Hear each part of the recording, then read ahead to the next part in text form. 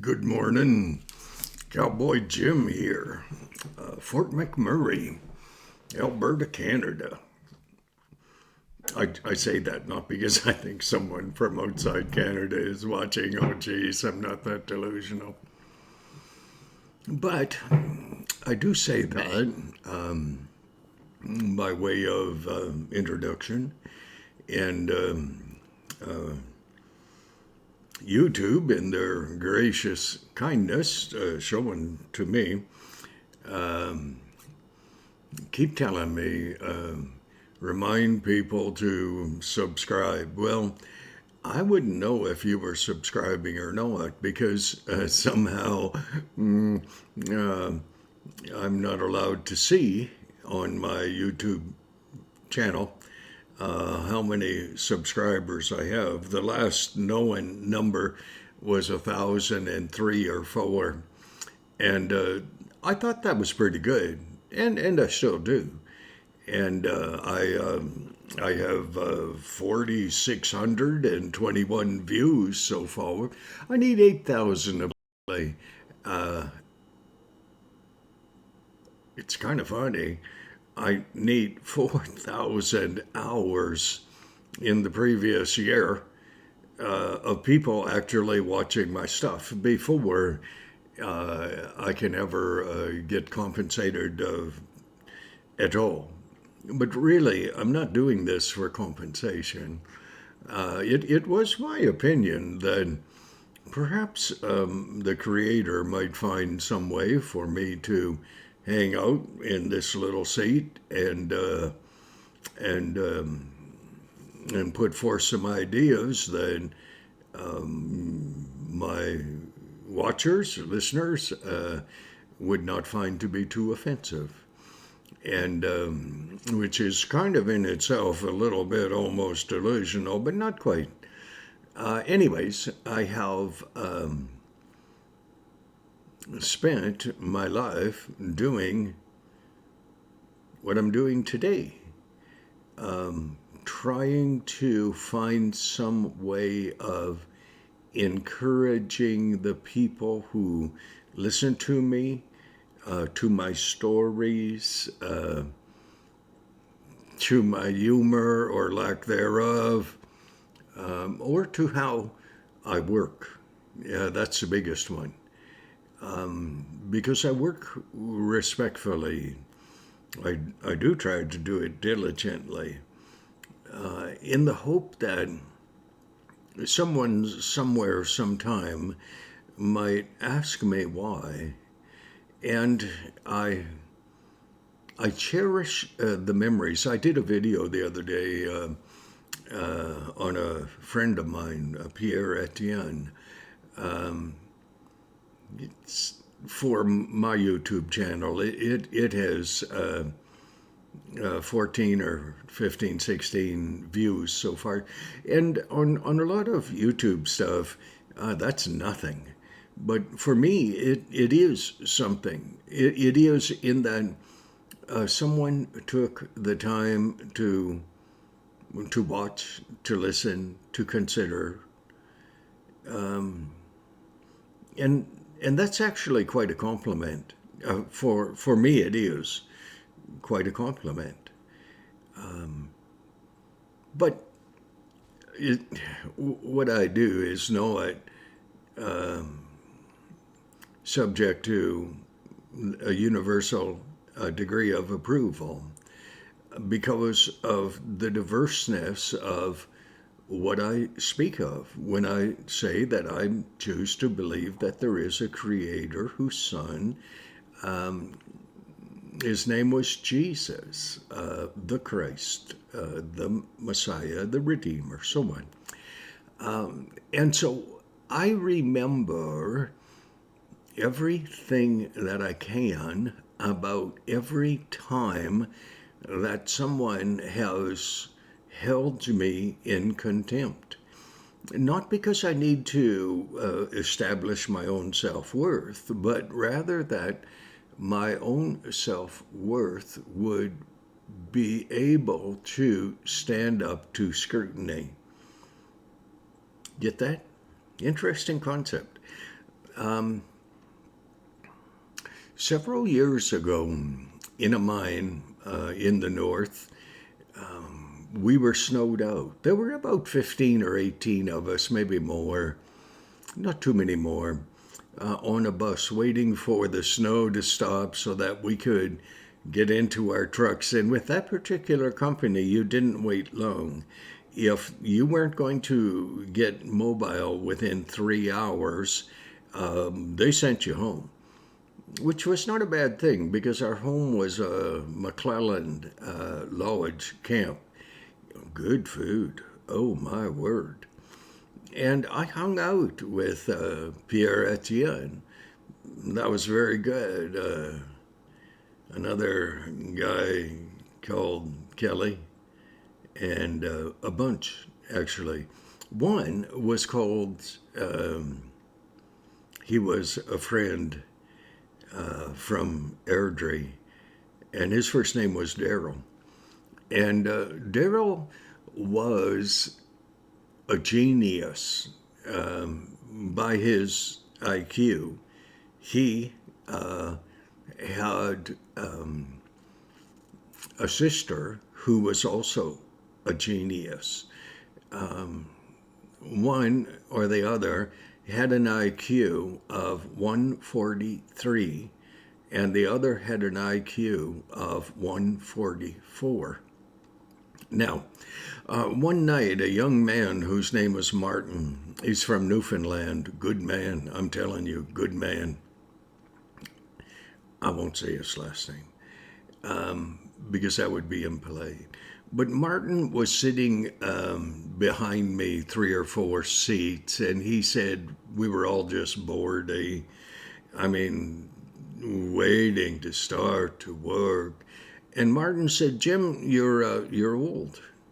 And I thought, "You're a very observant young man." And Martin said, "Jim, would you consider telling us a story?" I said, "Problem. All my stories have to do with God." He said, "Yes, I know." He said, "I would like you to tell us a story." I said, "I can't." He said, "Well, why not?" I said, "Because I will not impose myself on the people in this bus who are listening. And unless everyone gives me their blessing." He said, "Okay. Well, yeah, who would mind if Jim were to tell us a story?" No one minded at all. So I proceeded to give one of my stories. And but before I did, I made eye contact with everyone on the bus. Everyone. And I said, "Would you mind?" And to a man and or a woman, not because there was any question, but we had both male and female on the bus. They gave me my blessing to speak, their blessing for me to speak. And I remember Daryl. He lived in Airdrie at the time, and Daryl was an atheist, and he was a genius. And so I was very interested in watching Daryl's face. I went down the one side behind Martin and across the back and up the front to the front. And Daryl was just about sitting across from me. I said, "My brother." He said, "Yes, Jim." I said, "Would you be offended if I were to tell a short story about God?" And he said, "No, I would not." And I thought, Daryl was probably the most ardent atheist that I knew at the time, real close to being the number one atheist that I knew at the time. And I thought, You've done something right, son. Myself, speaking of myself, if the greatest atheist in the world is not offended by your words, then there should, by necessity, be something attached to the value, the equity in the words that I had spoken. And so I said, well, how many people have heard the story about the 57 Chevy? And a little lady sitting just in front of me, she turned, she says, no, Jim, you already told me that story. And I asked the bus, I said, how many of you have heard that story? And she was the only one somehow that I had told that story of my 57 Chevy and the tree falling down and landing right on top of where the 57 Chevy had been parked 15 minutes before. And I proceeded to tell them that story, and I watched Daryl. I watched the genius, and I watched his expression, and I watched his acceptation of what I was saying, not because of the words that I was saying, but because of the groundwork that I had laid with him. Because as I sat with Pierre Etienne and or Kelly, his brother, whom I miss so, Casey, who has passed,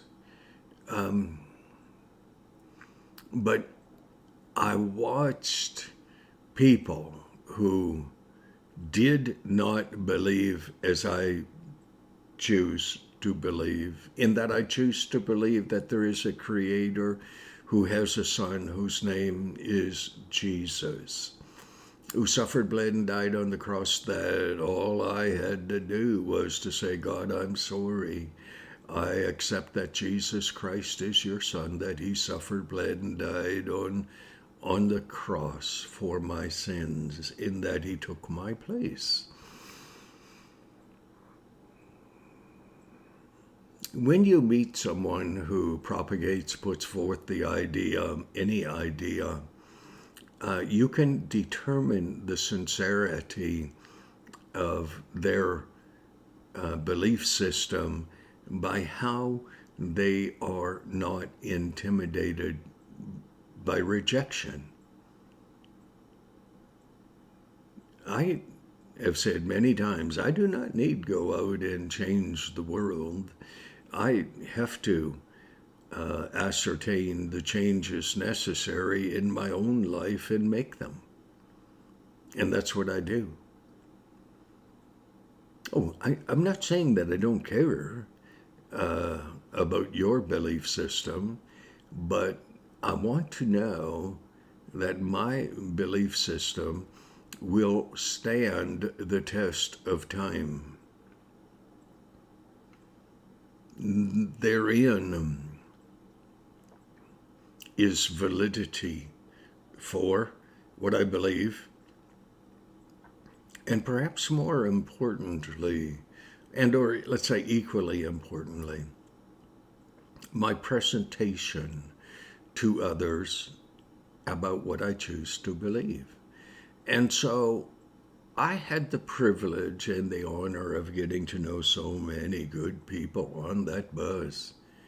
Not just that night. That Martin guy from Newfoundland did that, I believe, 4 times in a row on 4 different occasions when we were snowed out or something, rained out, whatever. And he consistently gave me the opportunity, under the Holy Spirit's direction, I'm sure. And my co-workers, my brothers and sisters, we all work together and with respect of each other, in spite of our differences. But because of our differences in many ways, because we weren't all cookies on a cookie tray that had been stamped out by the same template. We were and are individuals. And so the other day when I was thinking of Pierre Etienne and his graciousness, kindness, I also thought of Daryl from Airdrie, the one whose IQ was so high. And I'm not sure if Daryl will ever know that I had finally started putting my stories on YouTube. I don't know. But if anyone knows Daryl, tell him to look up Cowboy Jim and give me a call. I mean, he may well still have my phone number, which is 403 816 5696. No one ever calls me. It's all right. But I sure would like to talk to Daryl. I'd like to tell him how much I respect him. Best atheist I ever met. Daryl. Smartest, actually, too. But Daryl never once talked down to me. I asked him about that. I said, Daryl, I have a pretty good vocabulary because of my misspent youth reading the King James Bible and the Webster's Dictionary. But I said, Daryl, you are a genius. You have the IQ, son. But you never use words that are beyond my comprehension. I said, you don't speak down to me. I said, you know something? I thank you. I truly thank you. Okay, I think I have the title. It's the hardest thing with my videos. But anyways, I'm going to take a shot at it. So a lot of people won't understand the title, but it's okay. So God bless you, eh? And whether you are an evangelist or a person who is just learning of God, and or a person who is an ardent atheist, I wish you the very best. I truly do. I hope that the belief system that you have chosen meets your personal requirements. And God bless you, eh? And God bless you.